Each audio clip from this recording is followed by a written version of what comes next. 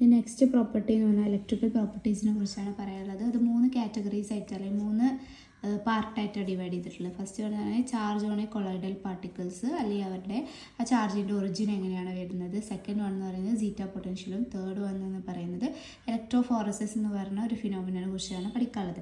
അല്ല ആദ്യത്തെ നോക്കാം എങ്ങനെയാണ് കൊളോയിഡ്സിൽ ചാർജ് വരുന്നത് എന്നുള്ളതിനെ കുറിച്ച്. അപ്പോൾ നമ്മൾ ഏതൊരു കൊളോയിഡൽ സിസ്റ്റം എടുക്കുകയാണെന്നുണ്ടെങ്കിലും അതിൻ്റെ പാർട്ടിക്കിൾസിൻ്റെ മുകളിൽ എപ്പോഴും എന്ത് പ്രസൻ്റ് ആയിരിക്കും? ഒരു ഇലക്ട്രിക്കൽ ചാർജ് പ്രസൻ്റ് ആയിരിക്കും. ഈ ചാർജ് എന്ന് പറയുന്നത് ഒന്നില്ലെങ്കിൽ പോസിറ്റീവ് ചാർജ് ആയിരിക്കാം, അല്ല എന്നുണ്ടെങ്കിൽ നെഗറ്റീവ്. അപ്പോൾ നമ്മൾ എടുക്കുന്ന ഒരു കൊളോയിഡൽ സൊല്യൂഷനിലെ പാർട്ടിക്കിൾസിന് സെയിം ചാർജ് മാത്രമേ അവർ പ്രോസസ്സ് ചെയ്യുള്ളൂ. അപ്പോൾ ഒരു കൊളോയിഡൽ സിസ്റ്റത്തിലെ പാർട്ടിക്കിൾസ് ഐദർ എല്ലാവരും എന്തായിരിക്കും? പോസിറ്റീവ് ചാർജ് ആയിരിക്കും, അല്ലെങ്കിൽ അതിൻ്റെ ചാർജ് ആ പാർട്ടിക്കിൾസിൻ്റെ എല്ലാവരും ചാർജ് എന്തായിരിക്കും? നെഗറ്റീവ് ചാർജ് ആയിരിക്കും. രണ്ടും കൂടെ ഒരുമിച്ച് നമുക്കൊരിക്കലും പാർട്ടിക്കിൾസിൽ കാണാൻ പറ്റില്ല. പോസിറ്റീവും നെഗറ്റീവും ഒരുമിച്ച് ഒരു പാർട്ടിക്കിളിൽ നമുക്ക് ആ ചാർജസ് കാണാൻ പറ്റില്ല എന്നാണ് ഫസ്റ്റ് പോയിന്റ് പറയുന്നത്. ഇനി എന്തുകൊണ്ടാണ് എങ്ങനെയാണ് ഈ ചാർജ് ഒറിജിനേറ്റ് ചെയ്യുന്നത് എന്നാണ് പറയുന്നത്. Preferential adsorption of ions. അവരെന്ത് ചെയ്യും? ആ ഒരു സൊല്യൂഷനിൽ പ്രസൻ്റ് ആയിട്ടുള്ള അയൺസിനെ അവർ അഡ്സോർബ് ചെയ്യും. അവരെ സർഫസിൻ്റെ മേലെ അഡ്സോർബ് ചെയ്ത് നിർത്തുന്നത് കൊണ്ടാണ് വരുന്നത്? അവർക്ക് ചാർജ് വരുന്നത്. പിന്നെ ഏതൊക്കെ അയൺസിനാണ് അവർ അഡ്സോർബ് ചെയ്യുന്നത്? അവരുടെ സ്വന്തം സ്ട്രക്ചറിനോട്, അവരുടെ സ്വന്തം ലാറ്റിസ് സ്ട്രക്ചറിനോട് സിമിലാരിറ്റി കാണിക്കുന്ന അയൺസിനെ മാത്രമേ അവരെന്ത് ചെയ്യുള്ളൂ? അഡ്സോർബ് ചെയ്യുള്ളൂ. അപ്പോൾ റീസൺ അല്ലെങ്കിൽ ഒറിജിൻ എന്ന് പറയുന്നത് എന്താണ്? പ്രിഫറൻഷ്യൽ അഡ്സോർപ്ഷൻ ഓഫ് അയൺസ് എവിടെ നിന്ന്? സൊല്യൂഷൻ്റെ അകത്തുനിന്ന് അഡ്സോർബ് ചെയ്യണം പാർട്ടിക്കിൾസ്. അപ്പോഴാണ് അവർക്ക് ചാർജ് വരുന്നത്. അവരുടെ ലാറ്റിസിനോട് സിമിലർ ആയിട്ടുള്ള അയൺസിനെ, കോമൺ അയൺസിനെ മാത്രമേ അവരെന്ത് ചെയ്യുള്ളൂ? അഡ്സോർബ് ചെയ്യുള്ളൂ. ഇനി 2 എക്സാമ്പിൾസ് നോക്കുകയാണെങ്കിൽ നമുക്ക് മനസ്സിലാവും. അപ്പോൾ ഫസ്റ്റ് എക്സാമ്പിൾ എന്ന് പറയുന്നത് ഫെറിക് ഹൈഡ്രോക്സൈഡ് സോളാണ്. FeOH thrice ferric hydroxide sol. അപ്പോൾ ഈ സോള് നമ്മൾ എങ്ങനെ ക്രിയേറ്റ് ചെയ്യുന്നത്? ഫെറിക് ക്ലോറൈഡ് FeCl3നെ ഹൈഡ്രോളിസിസ്, അതിക്ക് വാട്ടർ ആഡ് ചെയ്യുമ്പോഴാണ് നമുക്ക് എന്ത് കിട്ടുന്നത്? ഫെറിക് ഹൈഡ്രോക്സൈഡ് കിട്ടുന്നത്. അപ്പോൾ ഈ ഫെറിക് ഹൈഡ്രോക്സൈഡ് എന്ന് പറയുന്ന സോളിൽ അവിടെ എക്സസ് ആയിട്ട് പ്രസൻ്റ് ഉള്ള Fe3+ അയൺസ് ഉണ്ടാവും. അതിനെയാണ് അവരെന്ത് ചെയ്യുന്നത്? അഡ്സോർബ് ചെയ്യുന്നത്. അപ്പോൾ ഈ സോളിൻ്റെ ചാർജ് എന്തായിരിക്കും? ഒരു പോസിറ്റീവ് ചാർജ് ആയിരിക്കും നമുക്ക് ഈ സോളിൽ, അല്ലെങ്കിൽ ഈ സോളത്തെ പാർട്ടിക്കിൾസിന് നമുക്ക് കാണാൻ കഴിയുക. ഇനി സെക്കൻഡ് എക്സാമ്പിളാണ് ആർസീനിയസ് സൾഫൈഡ് AS2S3 പറയുന്ന സോള്. അതെന്തിൻ്റെ റിയാക്ഷനാണ്? H2Sഉം ആർസീനിയസ് ഓക്സൈഡും തമ്മിൽ റിയാക്ട് ചെയ്തിട്ടാണ് നമുക്ക് എന്ത് കിട്ടുന്നത്? ആർസീനിയസ് സൾഫൈഡ് കിട്ടുന്നത്. ഈ ക്വസ്റ്റനിൽ ചെറിയ മിസ്റ്റേക്ക് ഉണ്ട്. ഇവിടെ S3 ആക്കണം കേട്ടോ, ഓക്സിജൻ അല്ല, സൾഫർ ആറ്റമാണ്, അത് കറക്റ്റ് ചെയ്യാം. അപ്പോൾ ആർസീനിയസ് സൾഫൈഡ് എന്ത് ചെയ്യും? ആ ഒരു സൊല്യൂഷനിൽ പ്രസൻ്റ് ആയിട്ടുള്ള സൾഫൈഡ് അയൺസ് ഉണ്ടാവും, S2- സൾഫൈഡ് അയൺസ് ഉണ്ടാവും. ഈ സൾഫൈഡ് അയൺസിനാണ് അവരെന്ത് ചെയ്യുക? അഡ്സോർബ് ചെയ്യുക അവരുടെ സർഫസിൽ. അപ്പോൾ സൾഫൈഡ് അയൺ എന്ന് പറഞ്ഞാൽ നെഗറ്റീവ്ലി ചാർജ്ഡ്. അപ്പോൾ ആർസീനിയസ് സൾഫൈഡിൻ്റെ മുകളിൽ കുറേ നെഗറ്റീവ്ലി ചാർജ്ഡ് അയൺസ് ആയിട്ടുള്ള സൾഫൈഡ് അയൺസ് വരുമ്പോൾ ആ ഒരു സോളിൻ്റെ ചാർജ് എന്തായിരിക്കും? നെഗറ്റീവ്ലി ചാർജ്ഡ് സോളാണ് നമുക്ക് ഇവിടെ കാണാൻ പറ്റുക. ഇവിടെ പോസിറ്റീവ്ലി ചാർജ്ഡ് സോളും, ഈ ഒരു എക്സാമ്പിളിൽ എന്താണ്? നെഗറ്റീവ്ലി ചാർജ്ഡ് സോളുമാണ് നമുക്ക് കാണുന്നത്. ഇനി കൊളോയിഡൽ ഇലക്ട്രോലൈറ്റ്സിൻ്റെ അക്വസ് സോൾസ് ആണെന്നുണ്ടെങ്കിൽ അവിടെ എന്തൊക്കെയാണ് നടക്കുക? സെൽഫ് ഡിസോസിയേഷൻ ആദ്യം നടക്കും. സെൽഫ് ഡിസോസിയേഷൻ നടന്നിട്ടാണ് എന്ത് ഫോം ചെയ്യുന്നത്? ചാർജ്ഡ് ആയിട്ടുള്ള അയണിക് മിസലേസ് ഫോം ചെയ്യുന്നത്. മുന്നേ പറഞ്ഞിരുന്നു സോപ്പും ഡിറ്റർജൻസ്. സോപ്പ് എന്ന് പറഞ്ഞാൽ RCOO ആണ്. ഇവരെന്താണ്? ഒരു ഡൈല്യൂട്ട് സൊല്യൂഷനിലാകുമ്പോൾ ഇവരെന്താ? ഡിസോസിയേറ്റ് ചെയ്ത് നിൽക്കും. RCOO- Na+ഉം ആയിട്ട് ഡിസോസിയേറ്റ് ചെയ്യും. പിന്നെ അസോസിയേറ്റഡ് കൊളോയിഡ്സിൽ പറഞ്ഞിരുന്നു ഇവരെന്താ ചെയ്യുക? ഒരു പെർട്ടിക്കുലർ കോൺസെൻട്രേഷൻ കഴിഞ്ഞാൽ ഇവരൊക്കെ എന്താണ്? ഒരു സ്ഫെറിക്കലായിട്ടുള്ള ഒരു മിസല്ലേ ഫോം ചെയ്യും. ഈ R എന്ന് പറയുന്ന ഭാഗം സെൻറ്ററിലേക്കും COO- എന്ന് പറയുന്നത് ആ സ്ഫിയറിൻ്റെ ഔട്ട് സൈഡിലേക്കും പോയിന്റ് ചെയ്തിട്ട് അവരെന്താണ്? മിസല്ലേ ഫോം ചെയ്യും. ഒരു ചാർജ്ഡ് ആയിട്ടുള്ള അല്ലെങ്കിൽ അയണിക് മിസല്ലേസ് അവർ ഫോം ചെയ്യും. അതാണ് സെക്കൻഡ് എക്സാമ്പിളായിട്ട് പറയുന്നത്. വേറൊരു എക്സാമ്പിൾ. ഇനി നമ്മളിപ്പോഴൊക്കെ പറഞ്ഞത് എന്താണ്? ഈ ഇതുവരെ പറഞ്ഞ എക്സാമ്പിൾസ് ഒക്കെ എന്താണ്? പ്രിഫറൻഷ്യൽ അഡ്സോർപ്ഷൻ ഓഫ് അയൺസ് കാരണം ചാർജ് വരുന്നതാണ്. ഇനി വേറെ എങ്ങനെയൊക്കെയാണ് ചാർജ് വരിക? അതിൻ്റെ ഒരു എക്സാമ്പിളാണ് എന്ത്? ഇലക്ട്രോൺ ക്യാപ്ചർ നടന്നു കഴിഞ്ഞാലും എന്താണ്? നമ്മുടെ കൊളോയിഡൽ പാർട്ടിക്കിൾസിന് ചാർജ് വരും. അപ്പോൾ എപ്പോഴാണെങ്കിൽ ഇലക്ട്രോൺ ക്യാപ്ചർ നടക്കുന്നത്? ഒന്നില്ലെങ്കിൽ ഇലക്ട്രോൺ ഡിസ്പേർഷൻ, അല്ല എന്നുണ്ടെങ്കിൽ ഫ്രിക്ഷണൽ ഇലക്ട്രിഫിക്കേഷൻ എന്ന് പറഞ്ഞ പ്രോസസ്സ് നടക്കുമ്പോഴാണ് ഇലക്ട്രോൺ ക്യാപ്ചർ ഉണ്ടാകുന്നത്. ഇനി എങ്ങനെ നമുക്ക് ഈ ഒരു പ്രോസസ്സ് ക്യാരി ഔട്ട് ചെയ്യാൻ പറ്റും? നമ്മുടെ കൊളോയിഡൽ കൊളോയിഡൽ പാർട്ടിക്കിൾസിനെ അവിടെയുള്ള ഡിസ്പേർഷൻ മീഡിയയിലുള്ള മോളിക്യൂൾസിനായിട്ട് റബ്ബ് ചെയ്യുമ്പോഴാണ് ഈ ഒരു പ്രോസസ്സ് നടക്കുന്നത്. അപ്പോഴാണ് ഇലക്ട്രോൺ ക്യാപ്ചർ ചെയ്യുക. ഇലക്ട്രോൺ ക്യാപ്ചർ ചെയ്ത സോൾ പാർട്ടിക്കിൾസിന് എന്തുണ്ടാവും? ചാർജ് അവർ പൊസസ് ചെയ്യും. ഇനി നെക്സ്റ്റ് പറയാനുള്ളത് ഇലക്ട്രിക്കൽ ഡബിൾ ലെയർ അല്ലെങ്കിൽ സീറ്റ പൊട്ടൻഷ്യലിനെ കുറിച്ചാണ്. അപ്പോൾ ഇലക്ട്രിക്കൽ ഹെൽമോട്ട്സ് എന്ന സയൻറ്റിസ്റ്റാണ് ഇതിനെക്കുറിച്ച് പറഞ്ഞത്, ഇലക്ട്രിക്കൽ ഡബിൾ ലെയറിനെ കുറിച്ച് പറഞ്ഞത്. അപ്പോൾ എന്താ പറഞ്ഞത്? ഒരു സർഫസ്, രണ്ട് ഫേസസ് പറഞ്ഞാൽ സോളിഡ് ലിക്വിഡ് ഗ്യാസ് എന്ന് പറയുന്ന ഫേസ്. അപ്പോൾ രണ്ട് ഡിഫറെൻറ്റ് ഫേസസ് അടുത്ത് വരുമ്പോൾ അവരുടെ സർഫസ് ഓഫ് സെപ്പറേഷനിൽ എന്ത് ഫോം ചെയ്യും? ഒരു ഡബിൾ ലെയർ ഫോം ചെയ്യും. ഓരോ ലെയേഴ്സിനും എന്തായിരിക്കും? Positively charge. ഒരു ലെയർ പോസിറ്റീവ് ചാർജ് ആണെങ്കിൽ അടുത്ത ലെയറിന് ഏത് ചാർജ് ആയിരിക്കും? നെഗറ്റീവ്ലി ചാർജ് ആയിരിക്കും എന്നാണ് ഹെൽമോൾട്ട്സ് പറഞ്ഞത്. ഡബിൾ ലെയർ, രണ്ട് ഫേസസ് വരുന്ന ഇൻ്റർഫേസ്, അവരുടെ സെപ്പറേഷൻ സർഫസിൽ ഒരു ഇലക്ട്രിക്കൽ ഡബിൾ ലെയർ ഫോം ചെയ്യും എന്നാണ് ഹെൽമോൾട്ട്സ് പറഞ്ഞത്. പിന്നെ എന്താണ്? നമുക്കൊരു കൊളോയിഡ്സിൻ്റെ സ്റ്റെബിലിറ്റിനെ കുറിച്ചും ഇലക്ട്രിക്കൽ പ്രോപ്പർട്ടീസിനെ കുറിച്ചൊക്കെ ഈ ഒരു ഡബിൾ ലെയർ യൂസ് ചെയ്തിട്ട് നമുക്ക് എക്സ്പ്ലെയിൻ ചെയ്യാൻ കഴിയുമെന്നാണ് ഹെൽമോൾട്ട്സ് പറഞ്ഞത്. ഇനി ഒരു ഇലക്ട്രിക്കൽ ഡബിൾ ലെയറിനെ കുറിച്ച് പറയുമ്പോൾ മനസ്സിലാക്കേണ്ട കുറച്ച് പോയിന്റ്സ് ഉണ്ട്. ഫസ്റ്റ് പോയിന്റ് എന്ന് പറയുന്നത്, എപ്പോഴും ഒരു ഇലക്ട്രിക്കൽ ഡബിൾ ലെയറിൽ നമുക്ക് രണ്ട് ലെയേഴ്സ് കാണാൻ പറ്റും. അതിൽ ഫസ്റ്റ് ലെയറിനെയാണ് നമ്മൾ എന്ത് വിളിക്കുന്നത്? Fixed layer. ഇവിടെയും കാണാം, നിങ്ങൾക്ക് ഫിക്സ്ഡ് ലെയർ കാണാം. സെക്കൻഡ് ലെയറിനെയാണ് നമ്മൾ എന്ത് പറയുന്നത്? ഡിഫ്യൂസ് ലെയർ അല്ലെങ്കിൽ മൊബൈൽ ലെയർ ആണ് നമ്മൾ സെക്കൻഡ് ലെയർ. ഇലക്ട്രിക്കൽ ഡബിൾ ലെയറിൽ ഒരു ഫിക്സ്ഡ് ലെയറും ഉണ്ടാവും, അതുപോലെ ഒരു ഡിഫ്യൂസ് ലെയർ ഉണ്ടാവും. ഇനി എന്താണ് ഒരു ഫിക്സ്ഡ് ലെയർ അല്ലെങ്കിൽ എന്താണ് ഒരു ഡിഫ്യൂസ് ലെയർ എന്ന് നോക്കാം.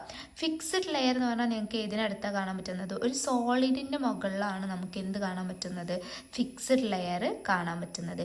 അതൊന്നില്ലെങ്കിൽ പോസിറ്റീവ് അയൺസിന് ഒരു സോളിഡ് ഫേമായിട്ട് പിടിച്ചു നിർത്തതിനാണ് നമ്മൾ എന്ത് പറയുന്നത്? Fixed iron. അല്ലെങ്കിൽ ഒരു സോളിഡ് എന്താണ്?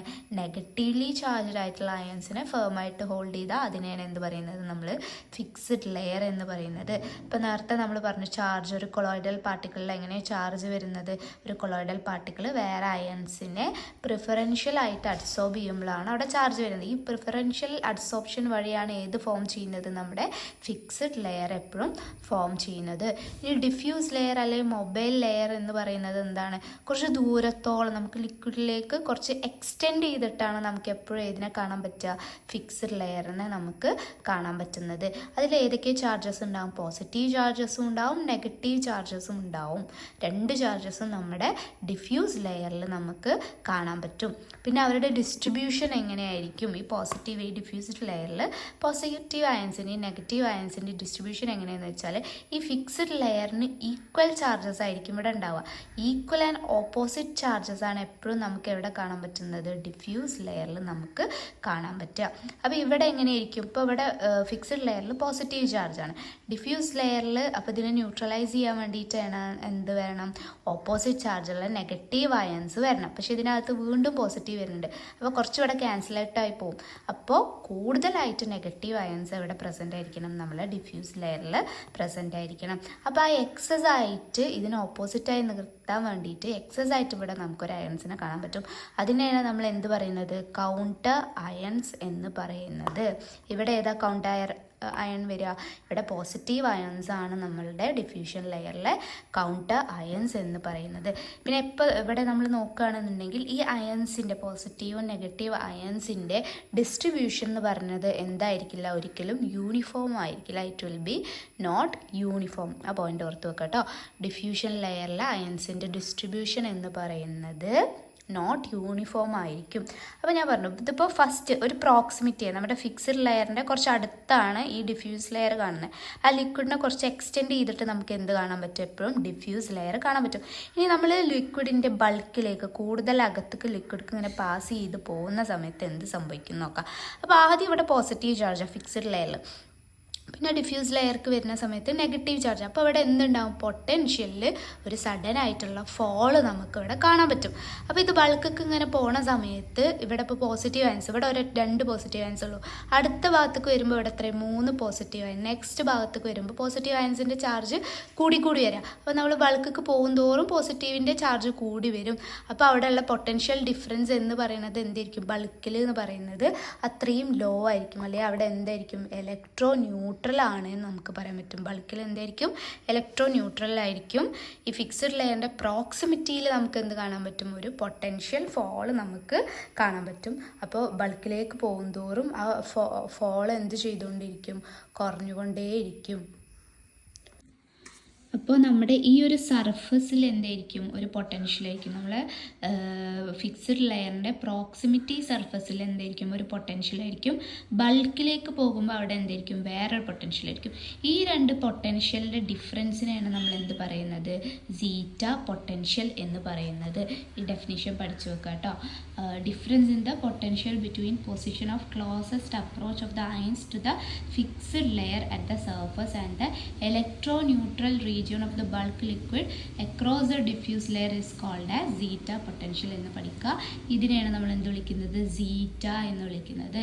അപ്പോൾ നമ്മൾ സോളിഡ് ലിക്വിഡ് ഇൻ്റർഫേസിനെ നമ്മളൊരു കണ്ടൻസറായിട്ട് റിഗാർഡ് ചെയ്യുകയാണെന്നുണ്ടെങ്കിൽ രണ്ട് പാരലൽ പ്ലേറ്റ്സ് ഡി ഡിസ്റ്റൻസിൽ സെപ്പറേറ്റ് ചെയ്ത രണ്ട് പാരലൽ പ്ലേറ്റ്സ് ഉള്ള ഒരു കണ്ടൻസറായിട്ട് നമ്മൾ റിഗാർഡ് ചെയ്യുകയാണെന്നുണ്ടെങ്കിൽ അവിടെ സീറ്റ പൊട്ടൻഷ്യൽ കാൽക്കുലേറ്റ് ചെയ്യാനുള്ള ഇക്വേഷൻ ആണ് zeta is equal to 4πED divided by capital D.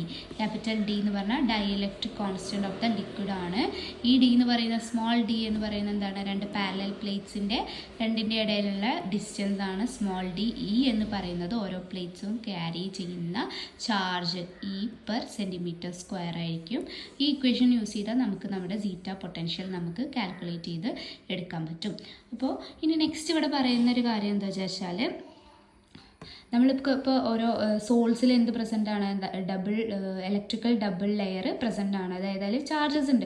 അപ്പോൾ ഇതിനെ നമ്മൾ ഇലക്ട്രിക് ഫീൽഡിൽ വെക്കുകയാണെന്നുണ്ടെങ്കിൽ അവിടെ എന്താണ്? ഒരു റിലേറ്റീവ് ആയിട്ടുള്ള മോഷൻ നമുക്ക് അവിടെ നോട്ടീസ് ചെയ്യാൻ പറ്റും. അപ്പോൾ അത്തരം മോഷൻസിനൊക്കെയാണ് നമ്മൾ ഒരുമിച്ച് പറയുന്ന പേരാണ് എന്ത്? ഇലക്ട്രോ കൈനറ്റിക് ഫിനോമിന എന്ന് പറയുന്നത്. അപ്പോൾ അതിൽ പ്രത്യേകിച്ച് ഒരെണ്ണമാണ് പഠിക്കാനുള്ള ഒരു ഫിനോമിനയാണ് എന്ത്? ഇലക്ട്രോഫോറസിസ് എന്ന് പറയുന്ന ഫിനോമിന. അപ്പോൾ ഇനി അടുത്തത് ഇലക്ട്രോഫോറസിസ് എന്താണെന്ന് നോക്കാം. ഇലക്ട്രോഫോറസിസ് എന്ന് പറഞ്ഞു കഴിഞ്ഞാൽ നമ്മൾ എന്താണ്? ഒരു കൊളോയിഡൽ സൊല്യൂഷൻ എടുക്കും. ആ കൊളോയിഡൽ സൊല്യൂഷനെ നമ്മൾ ഒരു ഇലക്ട്രിക് ഫീൽഡിൽ വെക്കുന്ന സമയത്ത് അതിലുള്ള ചാർജ്ഡ് കൊളോയിഡൽ പാർട്ടിക്കിൾസ് എന്ത് ചെയ്യും? ഓപ്പോസിറ്റ് ചാർജുള്ള ഇലക്ട്രോണിൻ്റെ അടുത്തേക്ക് മൂവ് ചെയ്യും. പോസിറ്റീവ്ലി ചാർജ്ഡ് കൊളോയിഡൽ പാർട്ടിക്കിൾസ് ആണെങ്കിൽ അത് നമ്മുടെ നെഗറ്റീവായിട്ടുള്ള ഇലക്ട്രോണിൻ്റെ അടുത്തേക്കാണ് മൂവ് ചെയ്യുക. നെഗറ്റീവ്ലി ചാർജ്ഡ് കൊളോയിഡൽ പാർട്ടിക്കിൾസ് ആണെങ്കിൽ അത് നമ്മുടെ പോസിറ്റീവ്ലി ചാർജ്ഡ് ഇലക്ട്രോണിൻ്റെ അടുത്തേക്ക് മൂവ് ചെയ്യും. ആ ഒരു ഫിനോമിനയാണ് നമ്മൾ എന്ത് പറയുന്നത്? ഇലക്ട്രോഫോറസിസ്. ഇനി നേരത്തെ മുന്നേ പറഞ്ഞ എക്സാമ്പിളാണ് ആർസീനിയസ് സൾഫൈഡ്. ആർസീനിയസ് സൾഫൈഡ് എന്ന് പറഞ്ഞാൽ ഇതിൻ്റെ മുകളിൽ ആരാ? S2- കോട്ട് ചെയ്തിട്ടുണ്ടാവും. S2- എന്ന് പറഞ്ഞാൽ അത് നെഗറ്റീവ്ലി ചാർജ്ഡ് കൊളോയിഡൽ പാർട്ടിക്കിളാണ്. അപ്പോൾ അത് എങ്ങോട്ടാ മൂവ് ചെയ്യുക? പോസിറ്റീവ് ഇലക്ട്രോണിൻ്റെ അടുത്തേക്കാണ് ആർസീനിയസ് സൾഫൈഡ് എപ്പോഴും മൂവ് ചെയ്യുക. പിന്നെ എന്താ പറയാനുള്ളത്?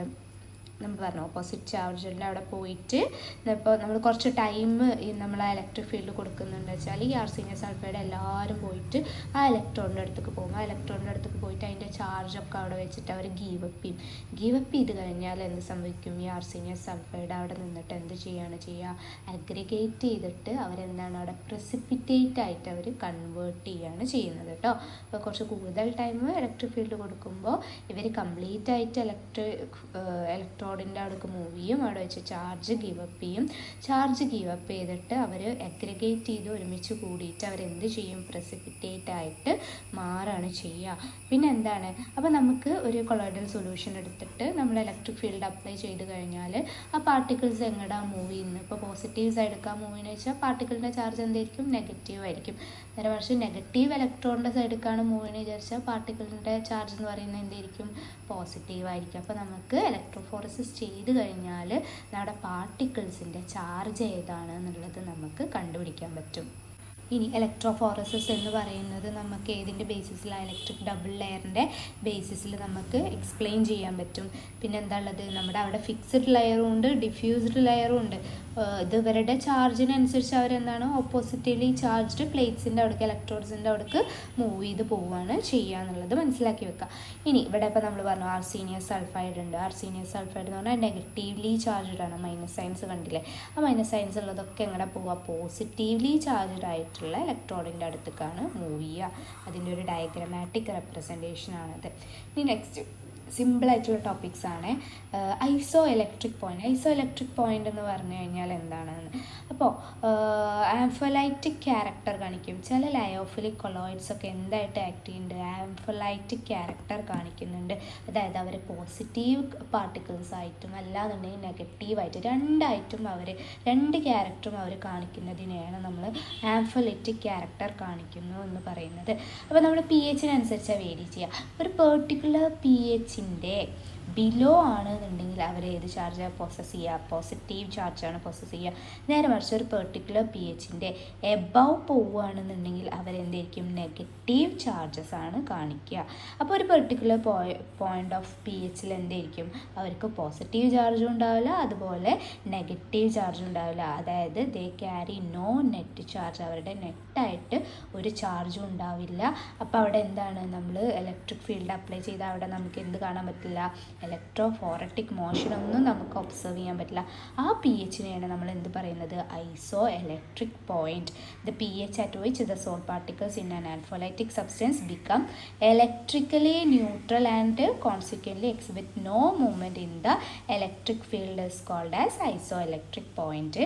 രണ്ട് എക്സാമ്പിൾസ് കൊടുത്തിരിക്കണം. Albumin 4.9 gelatin 4.8. ഇത്രയും കാര്യങ്ങൾ. ആ ഡിസ്ക്രിപ്ഷൻ എന്താണെന്നുള്ളത് പഠിച്ചു വെക്കുക കേട്ടോ. അതൊന്നും തന്നെ ഈ എക്സ്പ്ലനേഷൻസ് നമുക്ക് കൊടുക്കാൻ കഴിയും. ഒരു സർട്ടൻ പി എച്ചിൻ്റെ ബിലോ ആണെന്നുണ്ടെങ്കിൽ പോസിറ്റീവ് ചാർജും ഒരു സർട്ടൻ പി എച്ചിൻ്റെ എബോ ആണെന്നുണ്ടെങ്കിൽ നെഗറ്റീവ് ചാർജസും ആയിരിക്കും. ഡെഫിനിഷനും ഒരു 2 എക്സാമ്പിൾസും.